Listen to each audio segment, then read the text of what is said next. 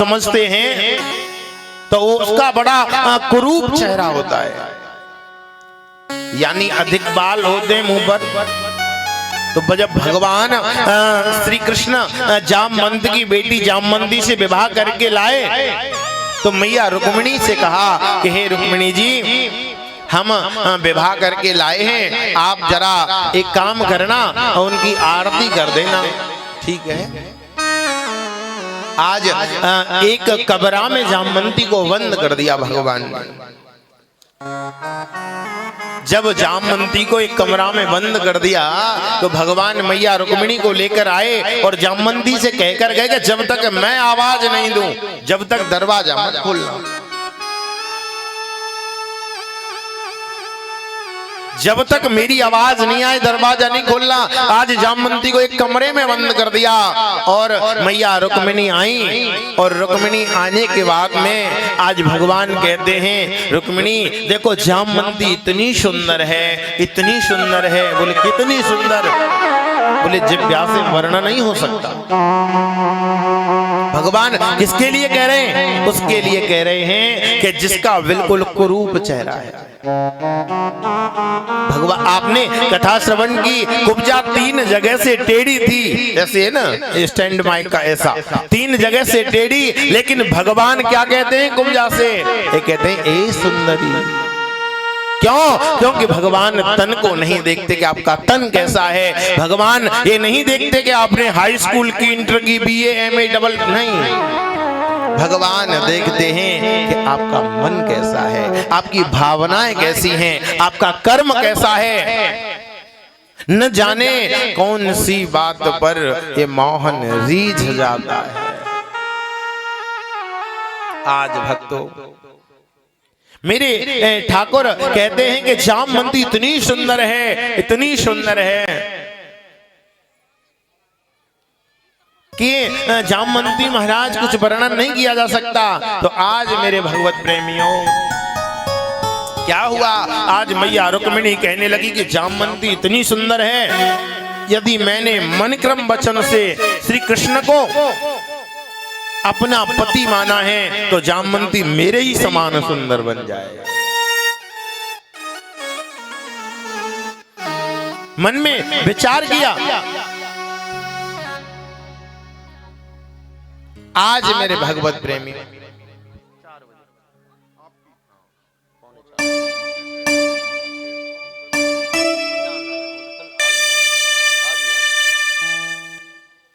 आज मेरे भगवत प्रेमियों आज मैया रुक्मिणी कहती हैं कि जामवंती मेरे समान सुंदर बन जाए। भगवान कहने लगे काम हो गया।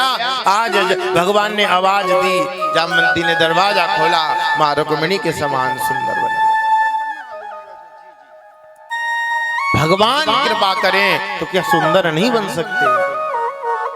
अरे भगवान जिस पर कृपा करते हैं, चाहे उसका रंग भले काला हो, उसका रंग भले सामरा हो, लेकिन भगवत प्रेमियों वह सदैव भगवान का प्यारा। और यदि मन का सुंदर है तो मेरा ठाकुर उसे सुंदर ही समझता है। मैया फेशियल करवाने से सुंदर नहीं हुआ करते, ब्यूटी पार्लर जाने से सुंदर नहीं हुआ करते। जिस दिन आपकी भावनाएं, जिस दिन आपका कर्म और जिस दिन आपका धर्म संभल जाएगा, आपका शरीर सुंदर हो न हो इससे फर्क नहीं पड़ता, लेकिन आपकी जिस दिन भावनाएं सुंदर हो जाएंगी आप बहुत सुंदर हो जाएंगे। ध्यान रखना। अब आपको तन से सुंदर होना है तो ब्यूटी पार्लर जाया करो, यदि मन से सुंदर होना है तो मेरे ठाकुर का भजन किया। प्रथम दिन ही मैंने आपको बताया था कि हमारे पास में 3 चीज होती हैं, एक तन, दूसरा मन और तीसरा बोलो मैया धन। धन के नाम पे कैसे नहीं कम कर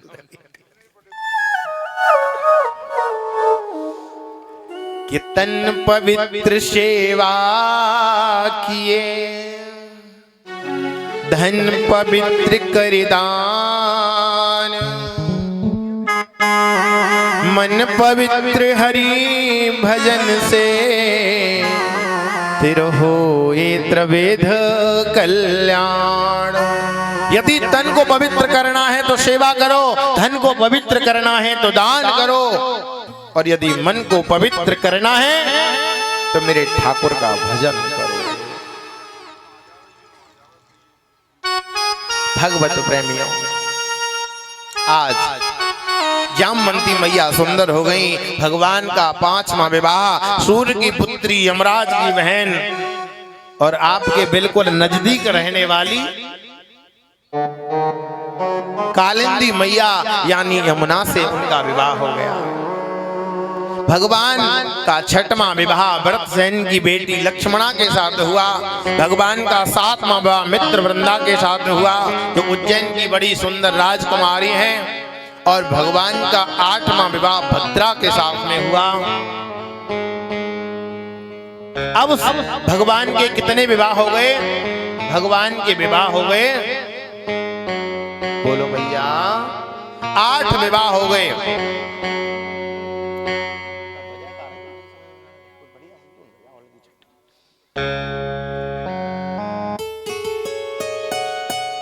आज भगवान के 8 विवाह हो गए। जब सबसे पहला मैया रुक्मिणी के साथ विवाह हुआ तो रुक्मिणी कौन है? रुक्मिणी लक्ष्मी है, यानी भगवान के पास कौन रहता है? लक्ष्मी।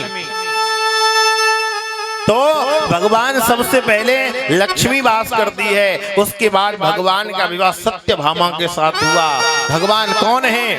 भगवान सत्य के प्रतीक है। आपने सुना ना, प्रथम श्लोक में सच्चिदानंद रूप आया। किसके प्रतीक है? सत्य के प्रतीक है। तो भगवान का दूसरा विवाह सत्यभामा से ही क्यों हुआ? इसलिए हुआ कि वो सत्य का मार्ग है। सत्यभामा रुक्मिणी लक्ष्मी है और सत्या के साथ हुआ इसलिए क्योंकि भगवान स्वयं सत्य है। त्रिकाल बाधित जो सत्य है, जब इस पृथ्वी पर कुछ नहीं था, केवल जल ही जल था, तो नारायण था। आज हम हैं तो नारायण है। हल्को से ईगो डाली हुई। और यदि कल हम नहीं रहेंगे तो केवल एक सत्य बचेगा, वो नारायण ही बचेगा और कुछ बचने वाला नहीं है।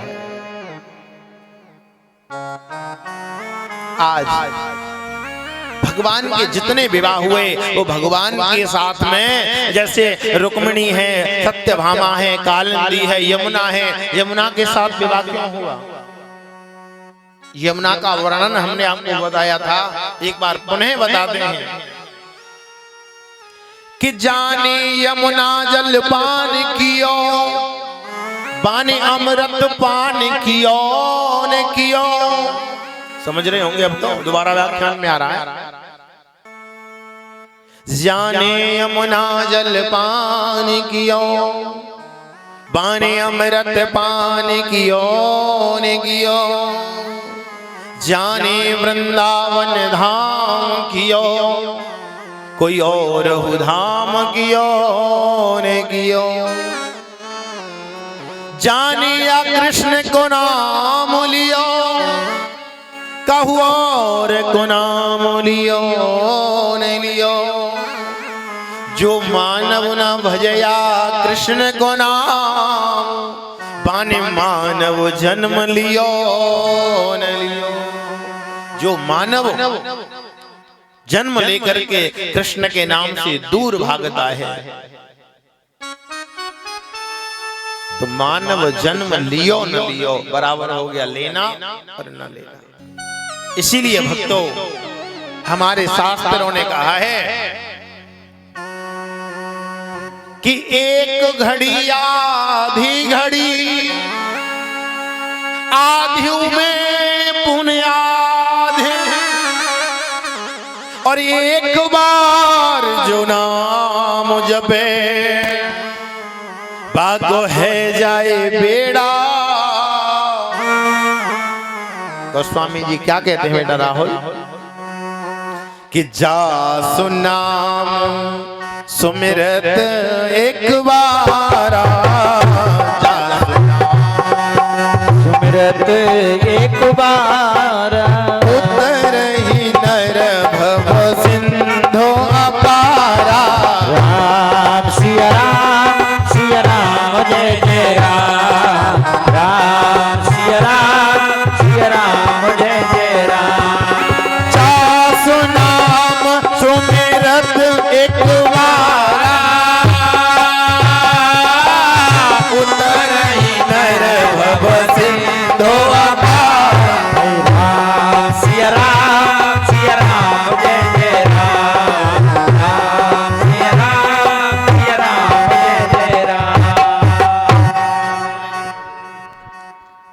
जा सुनाम सुमिरत एक बारा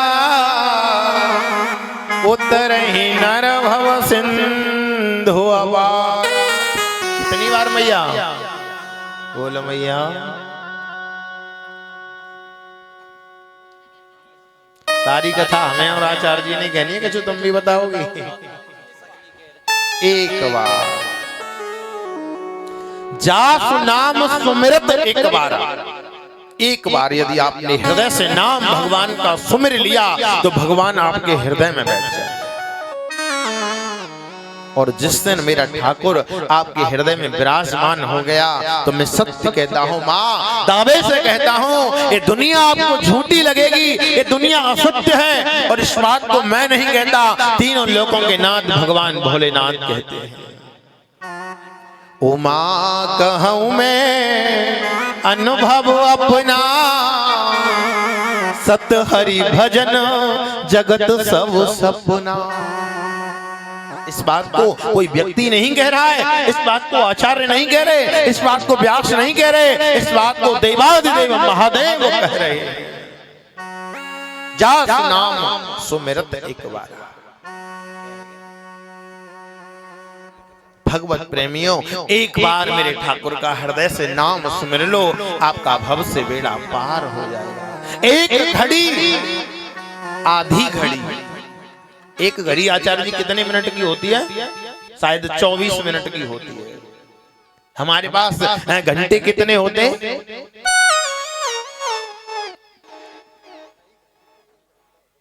हाँ, एक घड़ी आधी घड़ी। यानी वैसे हमारे शास्त्रों ने बाबा ये बताया है कि हमारे पास 24 घंटे होते हैं। 24 घंटे में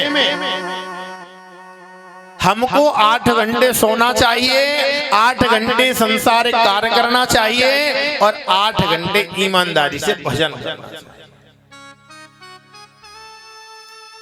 अब 8 घंटे भजन के लिए कह दो तो क्या होगा? फिर मैया सानी कौन लगावे? तो 8 घंटे भजन करना चाहिए। फिर किसी व्यक्ति ने कहा महाराज 8 घंटे तो ज्यादा हो जाएंगे, तो कोई बात नहीं, आप 6 घंटे भजन कर लो, 2 घंटे और कोई काम कर लो। बोले 6 भी ज्यादा हो जाएगा। तो बोले तो आप एक काम करो, 4 घंटे तो भजन कर लो। बोले 4 घंटे भी ज्यादा हो जाएंगे, आप एक काम करो 23 घंटे कुछ भी करो और 1 घंटे ईमानदारी से भजन कर लो। और जिसने 1 घंटा 24 घंटा में ईमानदारी से मेरे ठाकुर को दे दिया, ये छाती ठोक करके कहता हूं यदि 23 घंटे तुम्हारा बाल भी नागा हो जाए, तुम जो कहोगे सो करने को मैं तैयार। 23 घंटे संसारी कार्यों को करो और 1 घंटे ईमानदारी से मेरे ठाकुर को दे दो। 23 घंटे में तुम्हारा बाल भी नागा नहीं हो सकता, ये ठेकेदारी मैं लेता हूं। लेकिन ईमानदारी से 1 घंटा मेरे ठाकुर को दे दो। 1 घड़ी आधी घड़ी आधु में पुण्य आध, एक बार जो नाम सुने भविष्य बेड़ा पार। इसलिए 1 घंटा भगवान का भजन किया करो। आज मेरे भगवत प्रेमी, भगवान के 8 विवाह हो गए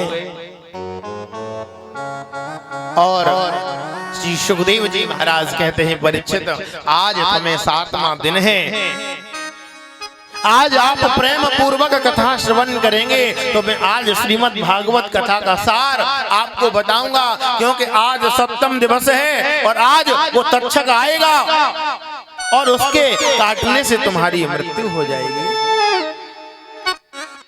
परीक्षित कहने लगा अब मुझे कोई भय नहीं है, अब तो लग रहा है कि आप मुझे कथा श्रवण कराते रहिए, जो शरीर का मोह है वो छूट गया है। आप एक बार विचार करके देखिए, क्या आप हाथ हैं? क्या आप आंख हैं? क्या आप कान हैं? नहीं, आप कौन हैं? आप अविनाशी के बच्चे अविनाशी हैं। कौन हैं? अविनाशी के बच्चे अविनाशी हैं। अरे हम शेर के बच्चे हैं और शेर के बच्चे गलती से गीदड़ों के चक्कर में पड़ गए हैं। जब शेर का बच्चा गीदड़ों के साथ में मंडली में चला जाता है तो गीदड़ बन जाता है। ऐसे ही हम शेर के बच्चे शेर हैं, अविनाशी के बच्चे अविनाशी हैं। हम भूल गए हैं माया के कारण भगवान। याद करिए, आप कोई साधारण नहीं, आप में वो अलौकिक शक्ति है कि आप नारायण को भी यहाँ लाकर खड़ा कर सकते हैं। क्यों? क्योंकि ध्रुव ने यहाँ भगवान को प्रकट किया, प्रहलाद ने यहाँ भगवान को प्रकट किया, मीराबाई ने यहाँ भगवान को प्रकट किया। ऐसे भक्तों के उदाहरण मिलते हैं। नरसिंह ने भगवान को प्रकट किया, मोरध्वज ने भगवान को पाया। लेकिन हम भजन नहीं करना चाहते। क्यों? क्योंकि हम पर संसारी कार्य इतने हो गए हैं। मैया, ये संसार आपको साथ नहीं देगा। जिस दिन आपकी मृत्यु का समय होगा कोई बचाने वाला नहीं होगा, ध्यान रखना। बेटा बेटी परिवार कुनबा खानदान गांव एक व्यक्ति आपके पास नहीं होगा। आप केवल अकेले होंगे और आपका गला कंठ अवरुद्ध हो जाएगा, आपकी आवाज नहीं निकलेगी। मेरी बात मान लो और ईमानदारी से मेरे ठाकुर का भजन कर लो। ये संसार आपसे प्रेम नहीं करता, ये आपके काम से और दाम से प्रेम किया करता है। आज मेरी बात मान लो, याद कर लो। लेकिन आपको मेरी बात जब याद आएगी जब समय निकल जाएगा और आप मृत्यु शैया पर पड़े होंगे कि मुक्ति का कोई तू यत्न कर ले, यत्न कर ले। रोज थोड़ा थोड़ा, रोज मीठा मीठा कृष्ण का भजन कर ले।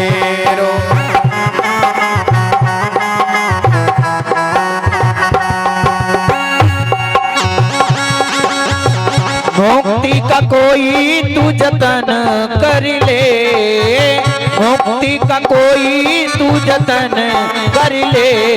रोज थोड़ा थोड़ा, रोज थोड़ा थोड़ा हारे का भजन कर ले। रोज थोड़ा थोड़ा हारे का भजन कर ले।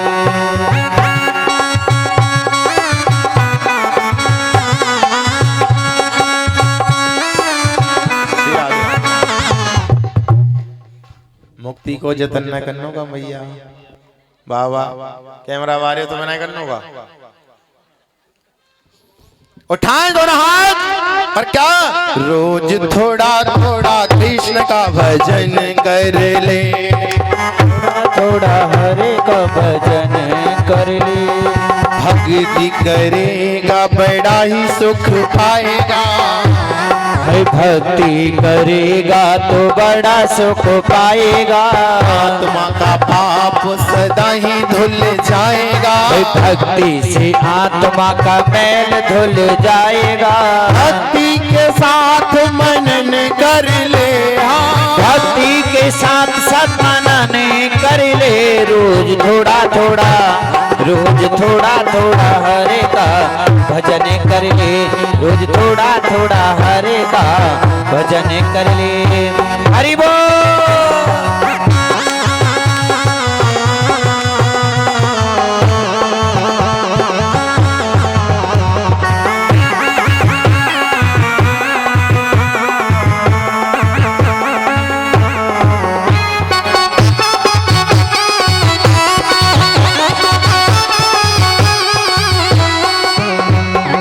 संगत कर अच्छे लोगों की,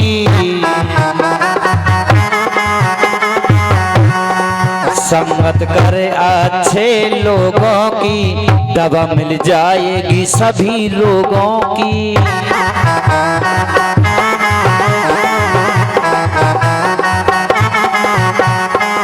संगत कर अच्छे लोगों की, दवा मिल जाएगी सभी रोगों की। हर जिंदगी को अपनी चमन कर ले, जिंदगी को अपनी चमन कर ले। रोज थोड़ा थोड़ा बाबा थोड़ा थोड़ा, रोज थोड़ा थोड़ा हरे का भजन कर ले, रोज थोड़ा थोड़ा हरे का भजन कर ले।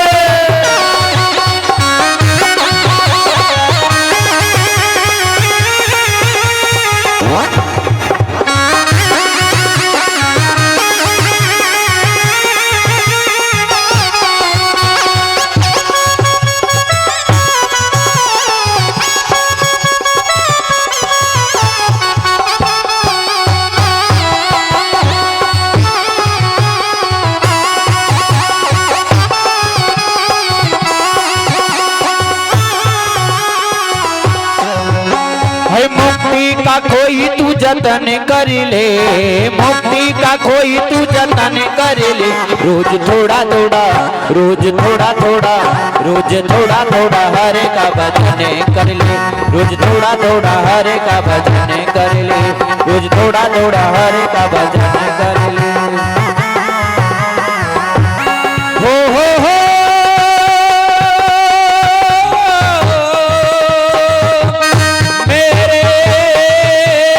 श्याम, मेरे श्याम, मेरे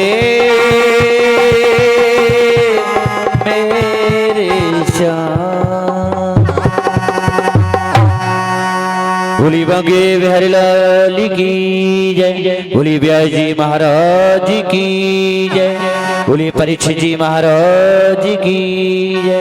जय जय श्री राधे, जय जय श्री राधे, जय जय श्री राधे श्याम। भगवत प्रेमियों, आचार्य जी आज ऐसो लग रहा है कि आज की कथा सुनने वाले कामनगर ते नए आए थे।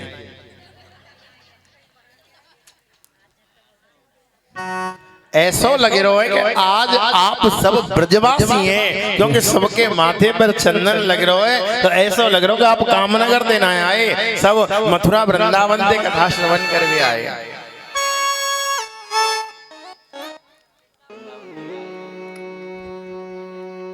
भगवत प्रेमी, मुक्ति का कोई तू जतन कर ले।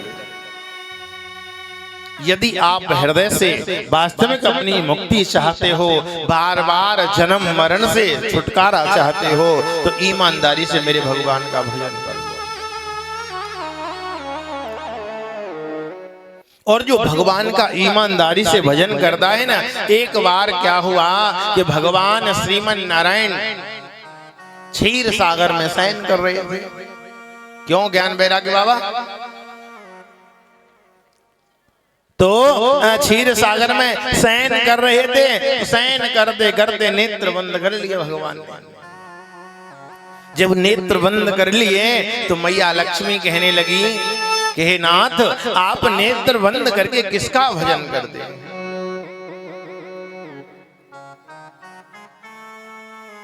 भगवान कहने लगे, देवी जो भक्त मेरा भजन करता है ना, तो मैं नेत्र बंद करके उन भक्तों को दर्शन देता हूँ, उन भक्तों का ध्यान करता हूँ। कहने का भाव है कि जो भगवान का भजन करते हैं तो भगवान भी उनका ध्यान रखते हैं। देखो दोनों तरफ से बात होती है मैया। भाई बात जब तो बनेगी, कुछ आप देखो और कुछ हम देखें। अब एक तो देखता रहा, एक देखे नहीं, तो कैसे बात बनेगी? यदि आप भगवान का भजन करेंगे तो भगवान आपकी रक्षा करेंगे निश्चित। दुनिया तो संसार में 100% कहते हैं, मैं 1000% कहता हूं। ईमानदारी से जिसने मेरे ठाकुर का भजन किया उसका कभी बाल भी बांका नहीं हो सकता, नहीं हो सकता, नहीं हो सकता। इसीलिए ईमानदारी से भजन करो। ये संसार आपके काम नहीं आएगा। जिस दिन आपकी मृत्यु होगी ये संसार आपको जला देगा। इसीलिए जीते जी संभल जाओ और अपने आप को पहचानो मैं कौन हूं। आप आज जाकर के कमरे में बैठ जाना एकांत में। अच्छा एक बात बताओ मैया, कछु तो सासू मैया है और कछु सासू मैयन की बहू है। तो आज कह करके आई है ना कि कथा में समय लगेगा, आज विदाई है गुरु जी की। आज लगभग भगवान की कृपा से आज कह करके आई है घर में भैया, बहू से कह करके आई है खाना पीना बना के रखना, मैं आऊंगी कथा से लेट है। हमारे परीक्षित जी महाराज कह रहे कि महाराज आज 5 बजे तक कथा श्रवण करा। देखो प्रभु की इच्छा मन चाही नहीं होती और प्रभु चाही तत्काल। इसीलिए आज भक्तों भगवान कहते हैं, जैसे आपने कल श्रवण किया ना, हमारे भगवान श्री कृष्ण जिनको शेष महेश दिनेश सुरेश हो जाए निरंतर ध्यामे, वेद पुराण बखान करें, ध्यान धरें और पार न पावे, और ताहे अहीर की छोहरिया छचिया बर छाछ पे नाच नचावे। क्यों? क्योंकि हमारे भगवान प्रेम से रीझ जाते हैं, न जाने कौन सी बात पर ये मोहन रीझ जाता है। आज मेरे भगवत प्रेमियों, आपने कल ये भी श्रवण किया कि जब हमारी किशोरी राधा रानी श्रृंगार करती हैं तो भगवान दर्पण दिखाते हैं कि तू है सखी बाल कृष्ण की, ये रोज तेरे घर आवत है, तू है सखी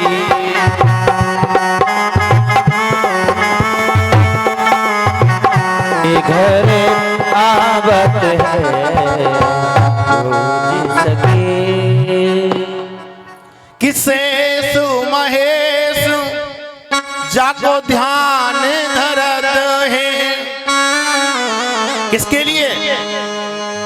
किशोरी राधा जी के लिए ये शब्द कहा जा रहा है कि तू है सखी बाल कृष्ण की, ये श्याम तेरे घर आवत है, कि जब तू अपनो सिंगार करत है, ये दर्पण तो है दिखावत है। जब किशोरी मेरी सिंगार करती हैं तो मेरा ठाकुर दर्पण दिखाता है। किसे सुमहेश जिनको ध्यान धरत है,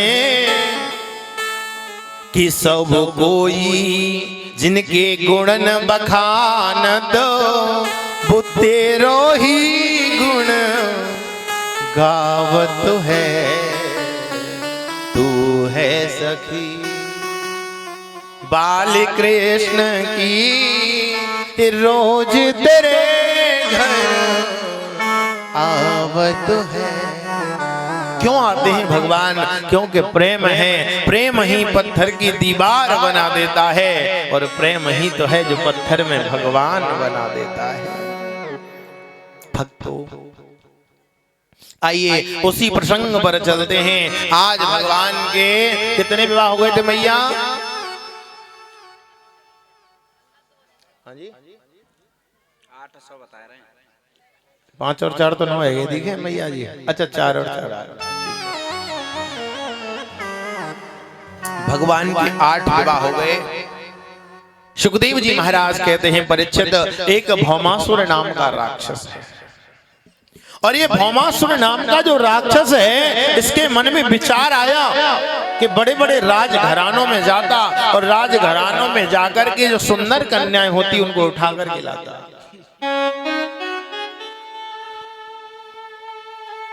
जब सुंदर कन्याओं को उठा करके लाता तो अपनी कैद में, अपनी जेल में उनको बंद कर लेता था।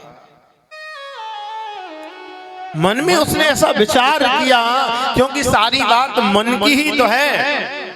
जिस दिन हमारा मन मान जाए, गोस्वामी जी ने बहुत मन के विषय में चर्चा रामचरितमानस में की है, लेकिन हमारे कवि कहते हैं कि मन के हारे हारे है, मन के जीते जीत, मन ही मिलावत राम से और मन करवात भजी। ये सारी बात मन की ही तो है। मन ने किया, चलो इस काम को करते हैं, कर लिया, काम किया 5 मिनट और सजा हो गई 10 वर्ष की। मन की तो सारी बात है, मन मान जाए, मन के हारे हार है, मन के जीते जीत, और मन ही मिलावत राम से और मन करवात भजीत। यदि मन चाहे, लेकिन मन किससे चलता है? मन चलता है संगति से। यदि आप रोज भांग पीने वालों के पास में बैठेंगे तो एक दिन भांग पीना, बोलो मैया, सीख जाएंगे। यदि आप रोज शराब पीने वालों के पास में बैठेंगे तो शराब पीना सीख जाएंगे। रोज जेब काटने वालों के पास में बैठेंगे तो चोरी करना सीख जाएंगे। और यदि आप रोज कथा में आकर बैठेंगे तो एक दिन भजन करना भी सीख जाएंगे। यही संगति से तो मन चलता है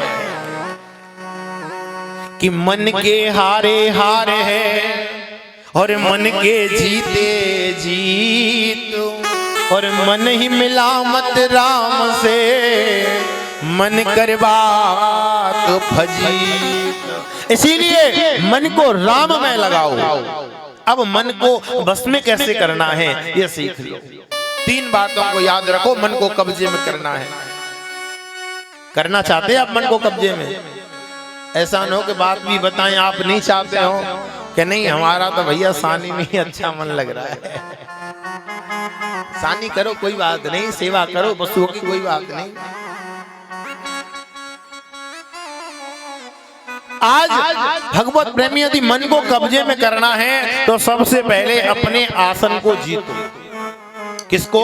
सबसे पहले जितासनो जित संगो जित श्वासो जितेंद्रिय। सबसे पहले अपने मन को यदि बस में करना है तो क्या करना है?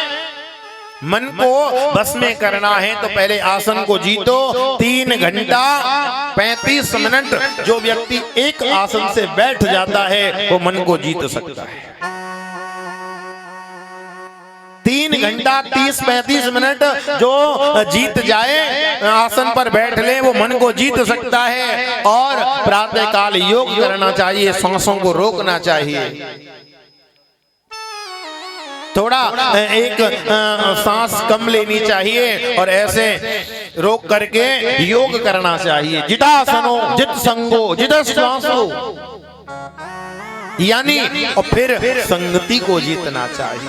संगत से गुण आते हैं, संगत से गुण जात। यदि चोरों की संगति करेंगे तो गुण क्या आएंगे? भजन करने के। संगति का फर्क क्या होता है मैं आपको बताऊं। एक बार हमारे हरिदास जी महाराज जो वृंदावन बिहारी जिन्होंने प्रकट किए, हरिदास जी महाराज अपनी मंडली के साथ समस्त भक्तों को लेकर के जा रहे थे। कभी कभी ऐसा होता है ना कि जो साधुओं की संगति होती है तो एक आध व्यक्ति तो 19-20 सब में होता है। जैसे हमारे मंडल में ऑर्गन वाला है तो संगति एक आध जो व्यक्ति होता है ना वो ऐसा होता ही है। तो आज क्या हुआ, लेकर के साधु मंडली जा रहे थे हरिदास जी महाराज, तो एक आम का वृक्ष था, गौर से आप श्रवण करेंगे तभी ये बात मेरी आपकी समझ में आएगी। एक आम का वृक्ष था और आम का वृक्ष जो था वहां एक आम गिरा हुआ था, धरती में पड़ा हुआ था। आज साधु ने क्या किया कि एक आम उठा करके अपनी थैली में रख लिया। एक साधु ने, जब एक साधु ने आम को अपनी थैली में रख लिया तो फिर क्या हुआ, कहीं विश्राम किया किसी वृक्ष के नीचे। जब विश्राम किया तो उसने अपना आम निकाला खाने के लिए। जब खाने के लिए आम निकाला तो हरिदास जी महाराज कहते कि भाई तेरे पास आम आया कहां से। और हरिदास जी जहां रुके हुए थे वहां एक बगीचा था। ऐसा कोई बगीचा था कि जिसमें एक चोर छुपा बैठा था। ऐसा स्थान था कि एक चोर छुपा बैठा था। तो हरिदास जी अपने साधु से कह रहे थे कि तू आम को लाया कहां से। बोले महाराज पीछे एक वृक्ष पड़ा था, उस वृक्ष को लेकर के मैं आम को उठा के लाया। अच्छा, तो आज क्या हुआ, तो कहने लगे कि जो वृक्ष तेरा था तूने कभी उसमें जल डाला था क्या। बोले नहीं तो। क्या तेरे बाप का बगीचा था वो। बोले नहीं तो। आम को कैसे उठा के लाया फिर वहां से। क्षमा मांगी साधु ने। कहने लगे जिस आम को तू वहां से उठा कर लाया है वहीं डाल गया। आज वहीं डाल करके आया। अब चोर इस बात को सुन रहा था कि भाई ये साधु एक आम के लिए इसको इतना डांट रहा है और मैं तो दिन और रात चोरी डकैती करता हूं। चोर के मन में भाव बदल गया साधु के वचन सुनकर के। और जब भाव बदला तो आकर साधु के चरणों में गिर गया चोर और कहने लगा महाराज मैं चोर हूं, डाकू हूं, मैंने चोरी की है। महाराज आप मुझे संभालिए। आपने एक आम के लिए उसको इतनी ताड़ना दी और महाराज मैं तो बहुत चोरी करता हूं।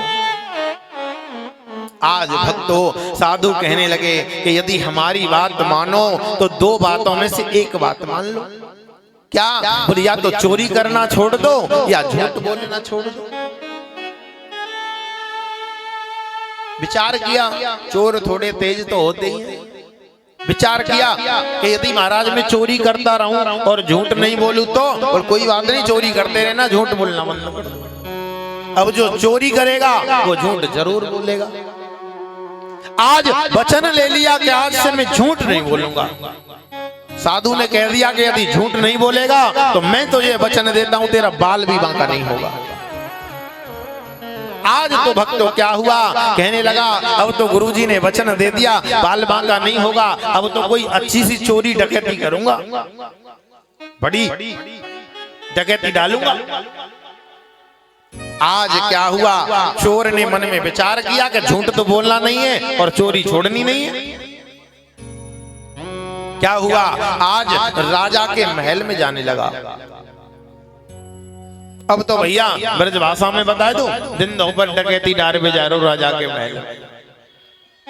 राजा के यहाँ दिन में जाने लगा तो वो कहने लगा द्वारपाल राजा के यहाँ, कहाँ जा रहे हो महाराज, कौन हो आप, कहाँ जा रहे हो। बोले मैं उसके रानी पे एक नवलखा हार है उसको चुराने जा रहा हूँ।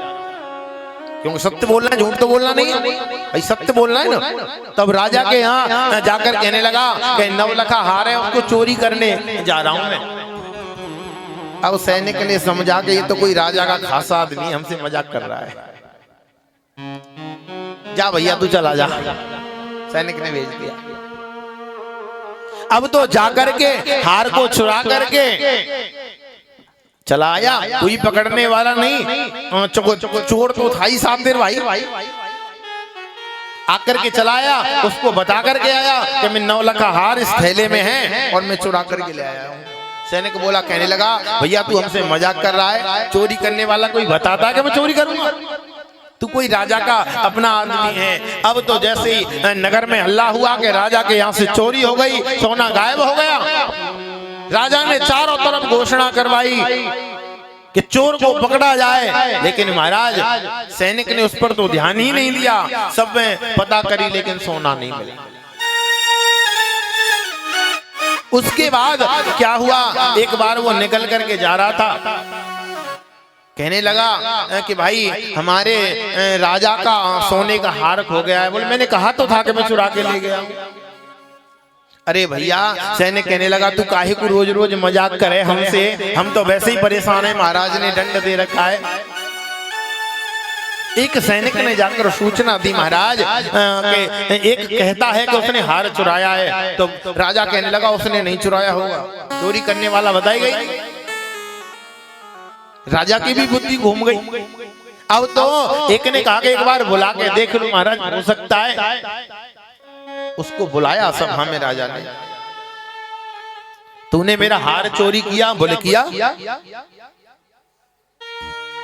और महाराज जब चोरी करने आया था तो तुम्हारे द्वारपाल को बता के भी आया था कि चोरी करने जा रहा हूं, और जब हार को लेकर आया तो भी बता के आया था कि हार मेरे थैले में है और मैं चुरा करके लाया हूं।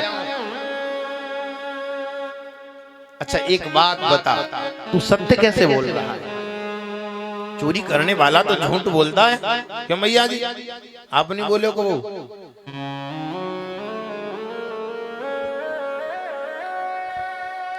चोरी करने वाला हमेशा झूठ बोलता है, तू सत्य कैसे बोल रहा है? आज भगवत प्रेमियों कहने लगा राजा कि मैं तेरे सत्य से प्रसन्न हो गया। यदि कोई इस हार को चुरा कर ले जाता और मैं उस चोर का पता लगा लेता तो उसको फांसी की सजा मिलती, लेकिन तेरे सत्य से मैं प्रसन्न हो गया और जा तुझे बाइज्जत बरी कर दिया। तो उसने पता है क्या कहा कि एक सत्य ने चोरी करने के बाद भी मुझे फांसी पर चढ़ने नहीं दिया, और यदि आप जीवन भर सत्य बोलेंगे तो आपका बाल भी बांका करने की किसी में सामर्थ्य नहीं है।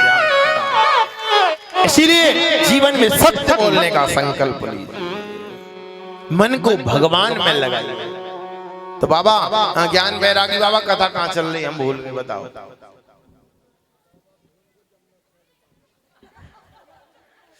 बाबा यो कहने में तो यमुना पे हूँ, मेरा शरीर यहाँ बैठे हुए। तो बाबा हमारे बावन को नाम जी नाम। अच्छा हमारे महाशय जी तो यहाँ बैठे कथा में, और जो इनके अंदर के ज्ञान वैराग्य वो बैठे यमुना पे। आज मेरे भगवत प्रेमियों आइए उसी प्रसंग पर चलते हैं। भौमासुर नाम का राक्षस है, मन में ये विचार आ गया कि 20,000 कन्याओं के साथ में एक साथ विवाह करूंगा। मन की वृत्ति बदलने से हमारा जीवन बदल जाता है। इसीलिए मन को भगवान में लगाओ। आज विचार किया उसने कि 20,000 कन्याओं को एक साथ विवाह करूंगा। तो क्या हुआ आपको पता है? उसने 16,000 कन्याओं को एकत्रित कर लिया। कितनी कन्याओं को? 16,000 कन्याओं को एकत्रित कर लिया। फिर कहीं गया और फिर जाकर के 100 कन्याओं को चुरा करके लाया और 16,100 कन्याओं को बंदी बना लिया।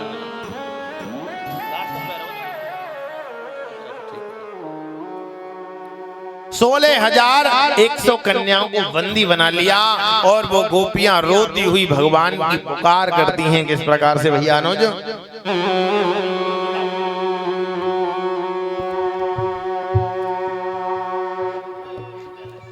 गोपियां भगवान की पुकार कर रही हैं और कहती हैं कि हे नाथ आप कहां हो, आप आकर के हमारी रक्षा करिए, हमें बचाइए। बोलिए के बिहारी लाल की जय। हो जाने कब आएगा मुझे अपना बनाएगा,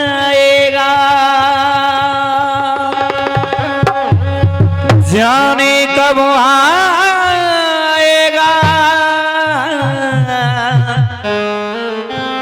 मुझे अपना बनाएगा। और भैया तुम ऐसी बैठी रही, आज आजू की तो बात है, ताली मत बजाइए। और मेरे आंसू पोंछ के, हो मेरे आंसू हो जाने कब आएगा मुझे अपना बनाएगा, मेरे आंसू पहुँच कर मुझे गले लगाएगा, मेरे आंसू पहुँच कर मुझे गले लगाएगा।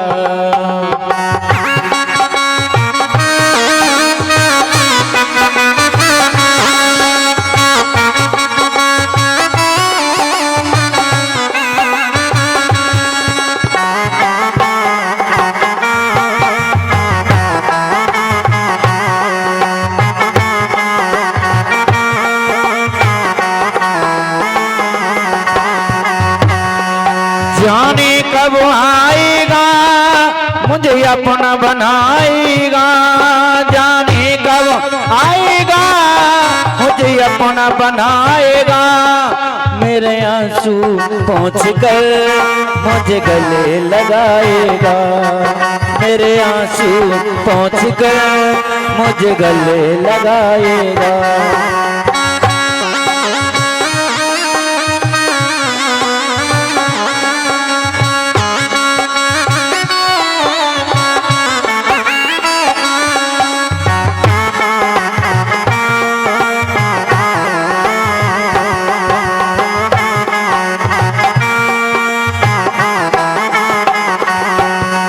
थक गए नैन मेरे रास्ता निहार के,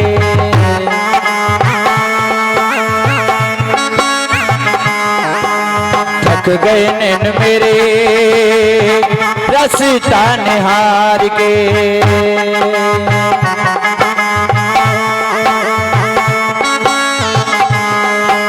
प्यारी प्यारी आंखों में सपने बहार के,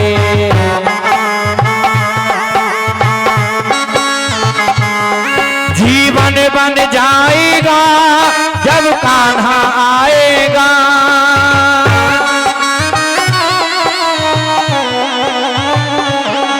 जीवन बन जाएगा जब कान्हा आएगा, मेरे आंसू पहुँच कर मुझे गले लगाएगा,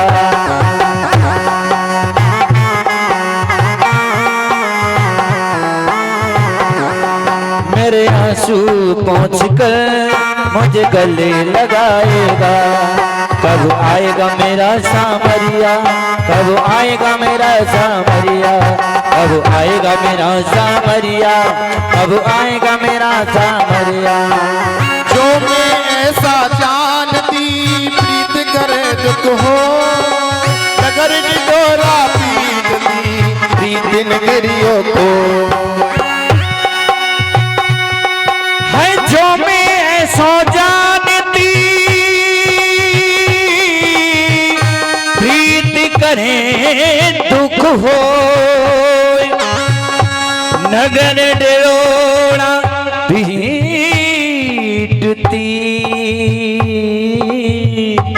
प्रेम न करियो को,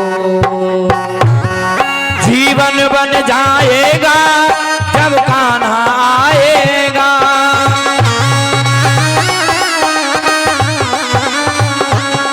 मेरे आंसू पहुँच कर मुझे गले लगाएगा, मेरे आंसू पहुँच कर मुझे गले लगाएगा। कब आएगा मेरा सामरिया, कब आएगा मुरलिया वाला, कब आएगा मेरा सामरिया, कब आएगा मेरा सामरिया।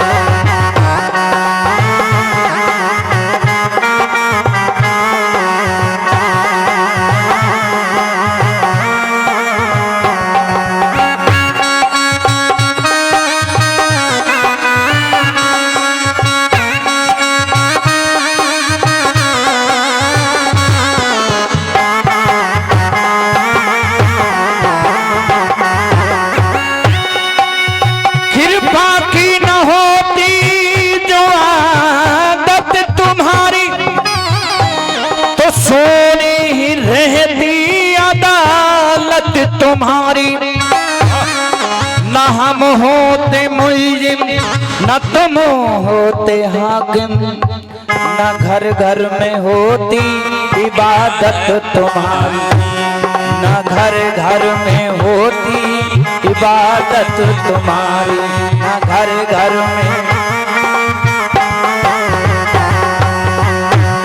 है तुमसे उम्मीद मुझे तेरा ही सहारा है,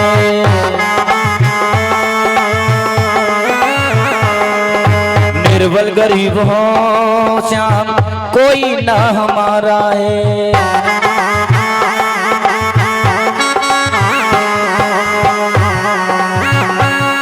कब तक बहकाएगा जब कान्हा आएगा,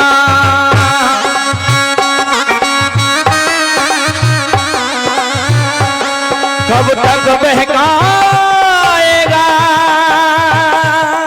जब कान्हा आएगा, मेरे आंसू पहुँच कर मुझे गले लगाएगा, मेरे आंसू पहुँच कर मुझे गले लगाएगा।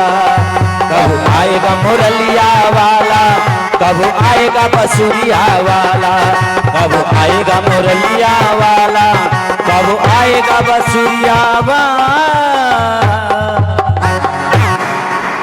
बोलिए भक्त वत्सल भगवान की जय। और शास्त्री जी कुछ कह रहे हैं, इनके शब्दों पर सभी गौर करेंगे। देखिए, बड़े सौभाग्य की बात है कि आज स्वागत की श्रृंखला में भाई शिव कुमार जी ने बड़े हर्षोल्लास के साथ हमारे व्यास मंडल का स्वागत किया, जो बाबा बुद्धिराम जी के पोते हैं। हम भगवान से प्रार्थना करते हैं कि बाबा का परिवार और लक्ष्मी मैया इतनी बढ़ती रहे कि जब जब हम आवे तब तब हमें खुशी परिवार मिले। बाबा धन्यवाद। बोली वृंदावन बिहारी लाल की जय जय श्री। आज उन गोपियों ने मेरे ठाकुर से प्रार्थना की और भगवान की पुकार जब करते हैं हम हृदय से, जब हमारे नेत्रों में आंसू आते हैं भगवान के लिए, तो भगवान आने में विलंब नहीं करते। कहते हैं कि हम भगवान को बुलाने में देर कर सकते हैं, लेकिन भगवान आने में देर नहीं करते। ये भगवान की आदत है। आज मेरे भगवत प्रेमियों, इसलिए भगवान का स्मरण, भगवान का ध्यान सदैव करना चाहिए। आज 16,100 कन्याओं ने जब मिलकर भगवान का ध्यान किया तो भगवान प्रसन्न हो गए। और जब आप समस्त ग्रामवासी बैठकर भगवान की कथा श्रवण कर रहे हैं तो लग रहा है कि आज भी मेरे ठाकुर प्रसन्न हो गए हैं। यदि भगवान प्रसन्न हो जाएं तो हमारा जीवन धन्य हो जाता है, हमारा मन भगवान के लिए तड़पता है, हमारा मन भगवान के अर्पण हो जाता है। भगवत प्रेमियों, आज भगवान भौमासुर से युद्ध करते हैं और युद्ध करते हुए भौमासुर की गोविंदाए नमो नमः हो गई। अब 16,100 कन्याओं को भगवान ने मुक्त कराया, लेकिन अब समस्या यह है कि 16,100 कन्या जाएं कहां?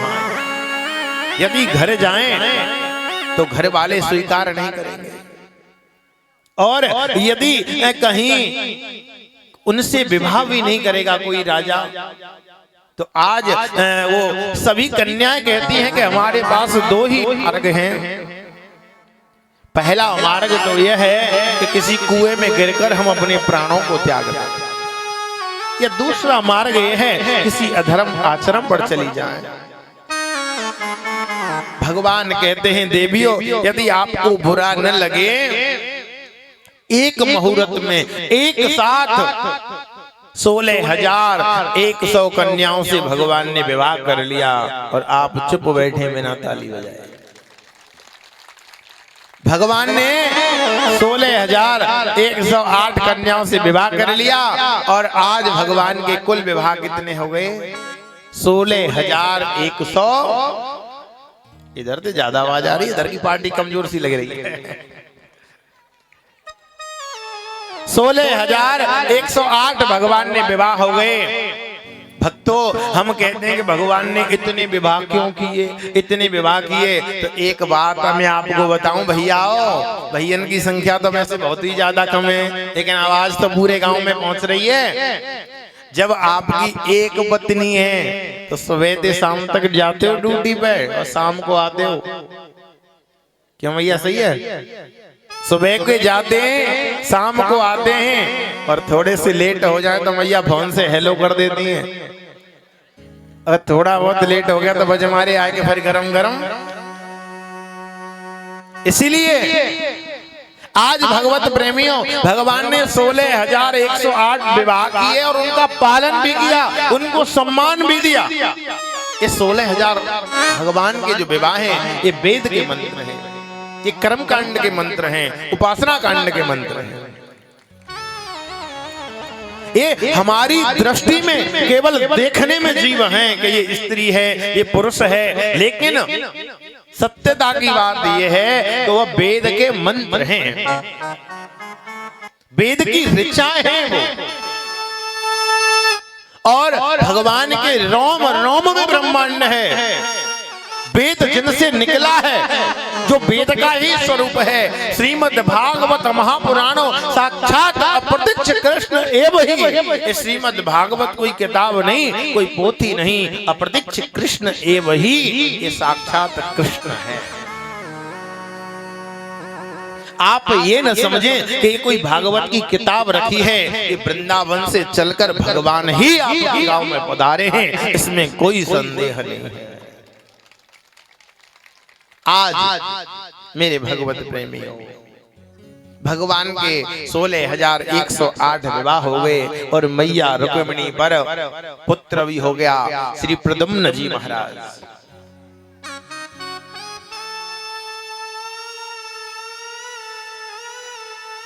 मैया रुक्मिणी पर पुत्र भी हो गया। उसके बाद श्री नारद जी महाराज ने अपनी वीणा उठाई और कहते हैं कि द्वारकाधीश देखता हूँ 16,108 पत्नियों का पालन कैसे कर रहे हैं, जरा जाकर के देखो द्वारका में, क्योंकि संसारी लोगों की तो एक पत्नी में हालत खराब हो जाती है। यदि माताएं कभी कालिका के रूप में आ जाए तो फिर बात ही क्या है। तो आज नारद जी महाराज ने वीणा उठाई और क्या, श्रीमन नारायण नारायण नारायण, श्रीमन नारायण नारायण नारायण, श्रीमन नारायण नारायण नारायण, भजमन नारायण नारायण नारायण, श्रीमन नारायण नारायण नारायण, नारायण नारायण, जो नारायण नाम लेत है, जो नारायण नाम लेत है, जो नारायण नाम लेत है, जो नारायण नाम लेत है, अब से हो जाए तारायण, भजमन नारायण नारायण नारायण,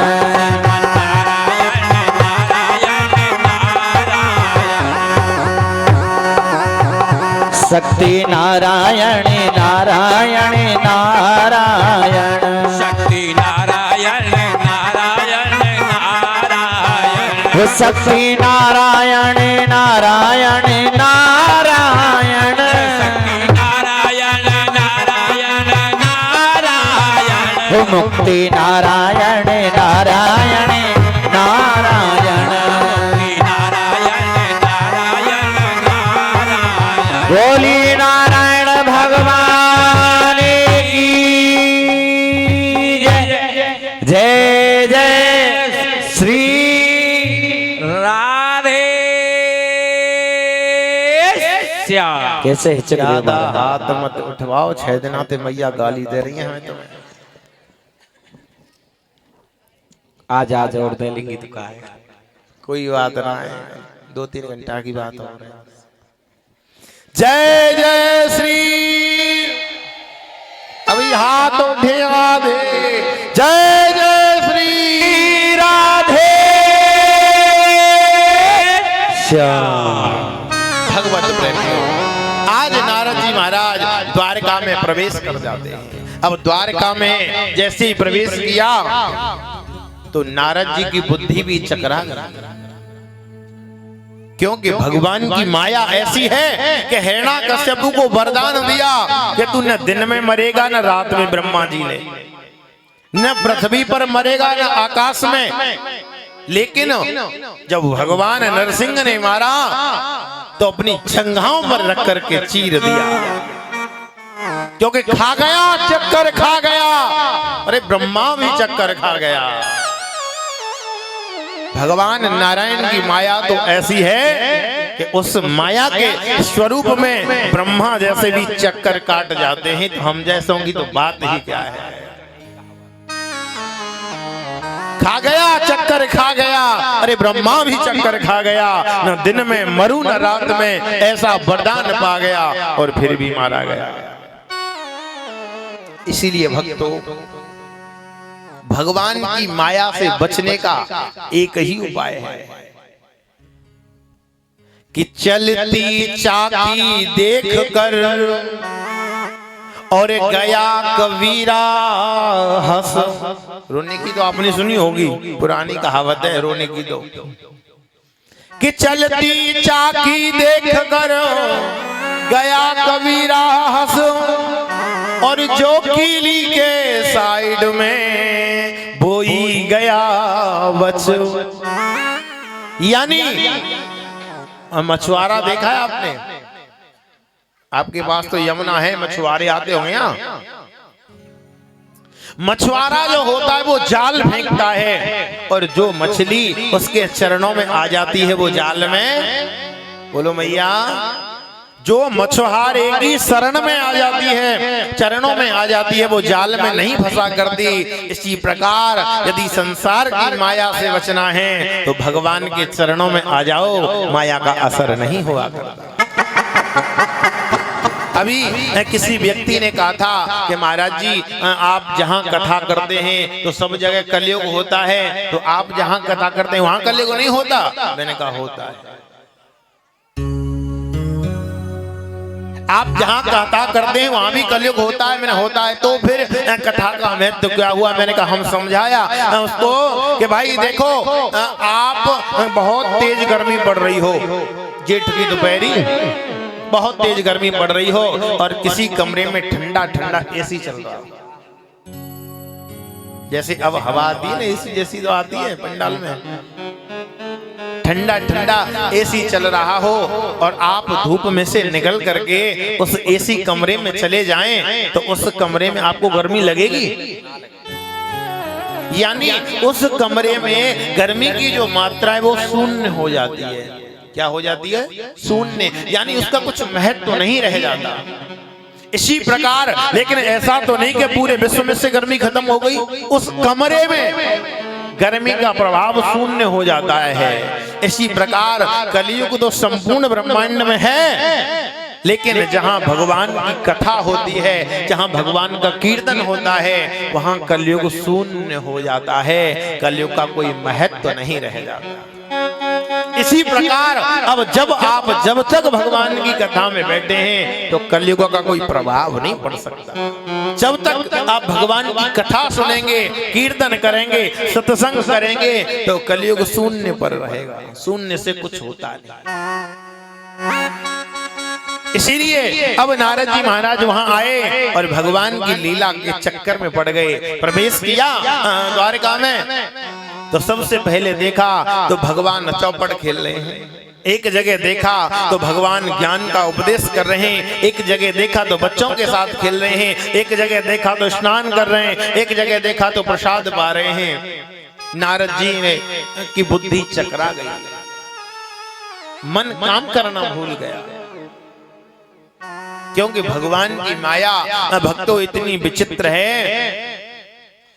कि आज नारद जी, ब्रह्मा जी, अरे देवता भी चक्कर में काट जाते हैं, उन्हें ये नहीं जान पाते कि भगवान की माया कैसी प्रबल है। आज भक्तों नारद जी कहने लगे कि अब क्या करना चाहिए। आज नारद जी कहने लगे कि इनकी लीला में प्रवेश नहीं करना चाहिए। क्यों? क्योंकि इनकी लीला तो इतनी विचित्र है कि मैं जितना अंदर जा रहा हूं उतना ही फंसता जा रहा हूं। कहीं भगवान कुछ कर रहे हैं, कहीं कुछ कर रहे हैं। आज मेरे भगवत प्रेमियों क्या हुआ कि भगवान की लीला को प्रणाम करके और नारद जी महाराज वहां से चले जाते। बहुत समय हो गया मैया रुक्मिणी के विवाह को। आज क्या हुआ, भगवान द्वारकाधीश के मन में एक विचार आया कि मैंने सभी रानियों को क्रोध में देखा है, लेकिन कभी रुक्मिणी को क्रोध में नहीं देखा। आज जरा देखूं तो सही कि हमारी रुक्मिणी जी का चेहरा क्रोध में कैसा लगता है। आ गया भगवान के मन में। जब भगवान के मन में ऐसा भाव आया तो आज भगवान के बेटे का भी विवाह हो गया। उसका बहुत विस्तार से वर्णन है। तो आज जब भगवान के मन में ऐसा विचार आया तो मैया रुक्मिणी से कहने लगे जरा आज देखूं तो सही कि कैसी लगती है क्रोध में। तो भगवान एकदम शांत बैठ गए, एकदम शांत। जब शांत बैठ गए तो मैया रुक्मिणी जी आई, आकर के कहने लगी प्रभु क्या हुआ, आप थोड़े उदास क्यों हैं, क्या बात है। कहने लगे कि कोई खास बात नहीं है। नहीं बताओ, क्या मुझसे कोई भूल हुई है, क्या गलती हुई है। नहीं नहीं कोई बात नहीं, आप प्रभु बताओ मुझसे कोई भूल हुई है तो आप बताइए ना। तो आज भगवान कहने लगे एक आध भूल हो तो बता। मैं आपने गलती और फिर गलती पर गलती की है। आज तो मैया रुक्मिणी कहने लगी क्या गलती कर दी मैंने। सबसे बड़ी गलती तो आपने की है, आपने मुझसे विवाह क्यों किया। ये बातें कब हो रही हैं, जब बेटे का विवाह हो गया है।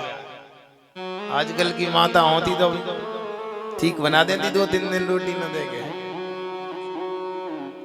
कहने लगे कि आपने गलती और गलती पर गलती की है।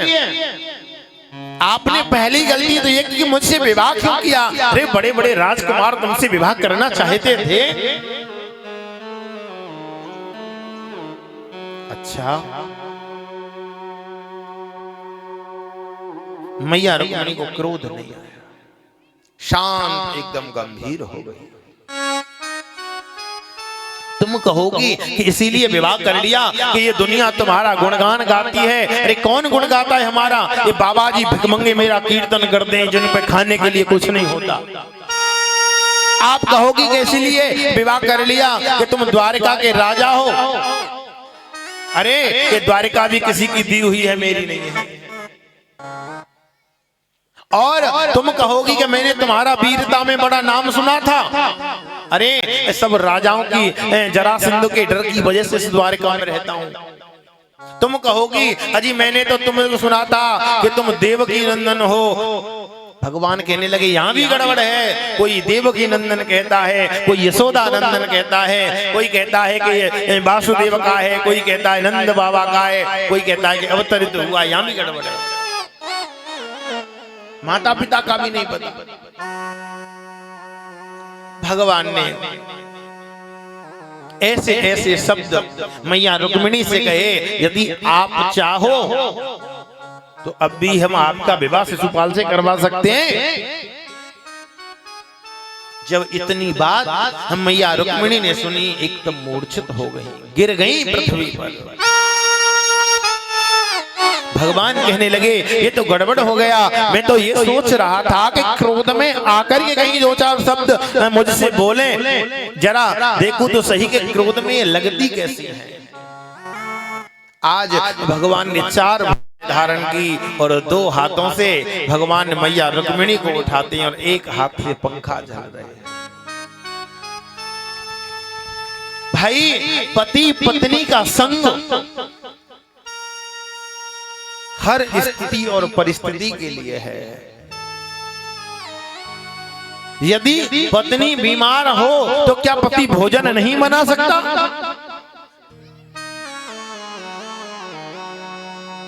भाई दोनों का जोड़ा इसलिए बनाया गया कि यदि एक पर के जीवन में कष्ट है तो दूसरे को सहयोग करना चाहिए।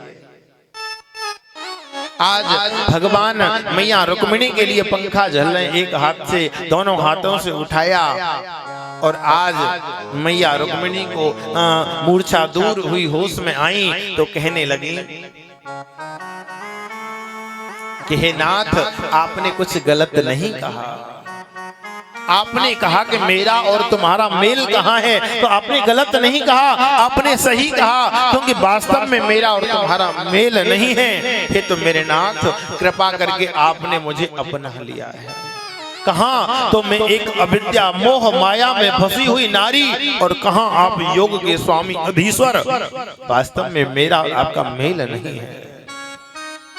भक्तों, जिन भक्तों ने भगवान के नाम का गुणानुवाद करते हैं, जो भगवान का भजन करते हैं, हम भगवान के लायक तो नहीं हैं, लेकिन भगवान ने कृपा करके हमें अपना लिया है। कथा सुनने का शायद हमारा भाग्य तो नहीं था, कथा कहने का शायद हमारा भाग्य तो नहीं था, लेकिन भगवान ने कृपा करके कथा को सुना दिया है। तो आज मैया रुक्मिणी कहती हैं कि कहां तुम्हें मोह माया में फंसी हुई एक नारी, और कहां आप योग के अधीश्वर। हे प्रभु, आपने कृपा करके मुझे अपनाया। और आप कहते हो कि बाबा जी भगमंगे मेरा कीर्तन करते हैं, तो मैं पूछती हूं आपसे कि सच्चा धन कौन सा होता है? अच्छा, सच्चा धन कौन सा होता है भैया जी? कौन सा होता है सच्चा धन? सच्चा धन ये नहीं कि जो बैंक में करोड़ों पड़ा है, आपकी जगह बड़ी है, आपका पिता है, आपका सोना चांदी हीरा जवाहरात, ये सच्चा धन नहीं, ये झूठा धन है। सच्चा धन वो है जो आपने अपनी जिह्वा के द्वारा, अपने धन के द्वारा कर्म करके, धर्म करके कमाया है, वो आपका सच्चा धन है। हमारी भूल कहाँ हो रही है? देखो, अब जैसे वृंदावन से हम आपके यहाँ कथा करने आए, तो एक साथ में बैग लेकर के आए, तो बैग लेकर के आए तो उस बैग में वस्त्र रख करके लेकर के आए, क्योंकि भाई हमें वहां वस्त्र चाहिए, ये सामान चाहिए, तो उसमें रखा। यदि सामान वहां से लेकर के आए तो हमने यहाँ उसका उपयोग, बोलो, यदि यहाँ से सामान लाए तो उसका उपयोग कर लिया, और यदि सामान नहीं लाते तो देखो हमारी मूर्खता कहाँ हो रही है कि जो बैग हमें साथ ले जाना है वो बैग तो हमारा खाली है, और हमने एसी, फ्रिज, वॉशिंग मशीन से पूरा घर भर दिया है, सोने चांदी से तन भर दिया है, लेकिन जो बैग हमारे साथ में जाना है वो बैग पूरा खाली पड़ा है।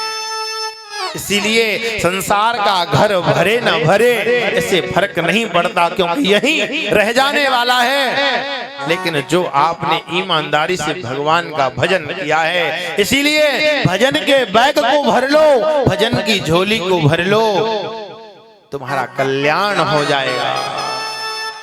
संसार का बैग भरे न भरे फर्क नहीं पड़ता, लेकिन भगवान नाम का बैग भर जाए।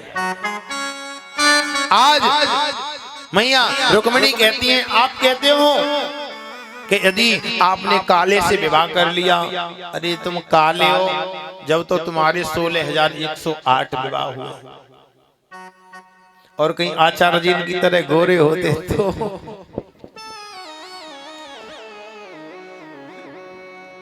भाई आप सामले हो तो 16,108 विवाह हुए, और यदि कहीं गोरे होते तो कितने, क्या 32,000 से कम करते?